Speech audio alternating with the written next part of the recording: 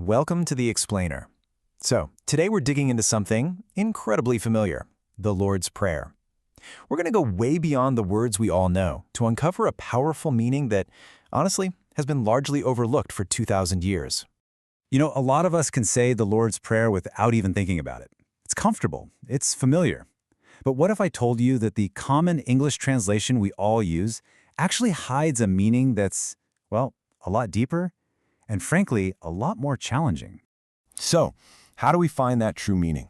Well, it turns out we have to go all the way back to the original Greek text. And hidden in plain sight is a single, overlooked grammatical key that changes absolutely everything about how we understand this prayer. Let's start by taking a look at that key.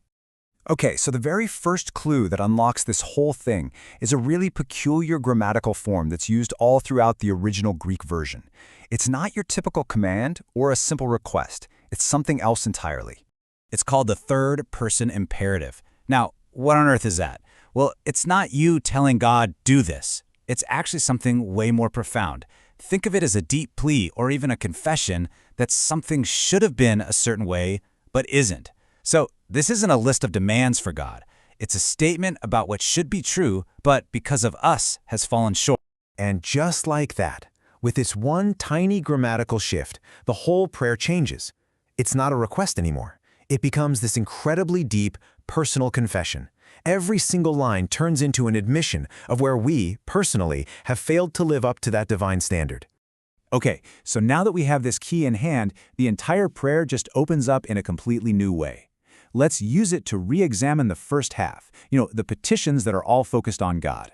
So, let's see how this one grammatical insight completely flips the script on phrases we thought we knew by heart. Okay, let's take hallowed be thy name. We usually think we're asking God, hey, make your name holy. But the Greek, it points right back at us. It's more like a confession. Your name should have been treated as holy by me, but through my actions, it wasn't. It's not about asking God to do something. It's about acknowledging our own failure to do so. And it's the same thing with thy kingdom come. It's not just some hope for a future far-off kingdom. It becomes this really intense personal plea for God's divine rule and his sovereignty to be restored right here, right now, inside of me. The whole prayer just turns inward. And thy will be done transforms into a personal commitment. It's a prayer for heaven's perfect will to connect directly with the earth of my life, so that my actions can actually become the bridge between that divine purpose and my earthly reality. All right, so that's the first half. But what's really fascinating is that this same grammatical key, along with a closer look at the original words, also completely unlocks the second half of the prayer, the part where we make petitions for ourselves. We read, give us this day our daily bread, and our minds go straight to food, right? But the Greek implies that today is more than just another 24 hours. It's a critical window, a day of opportunity for salvation. And the bread we need isn't just physical, it's the spiritual word we need to live through it. Then we get to forgiveness, and this is a big one. Most translations say, forgive us our sins or trespasses, but the original Greek word is ophelimata, and that's not some general word for wrongdoing. It's a financial term that specifically means debts, and this frames forgiveness as a kind of legal transaction. So, forgiveness here is presented as a two-step legal process. First, it's on us. We have to affimi, a word that means to release, to let go, to send away the debts others owe us. That's our action. And only after we've taken that step can God, in turn, cancel the massive spiritual debt that we owe to him. Our release is the prerequisite for his cancellation. Finally, lead us not into temptation. The Greek here suggests a fear that's much deeper than just facing a trial.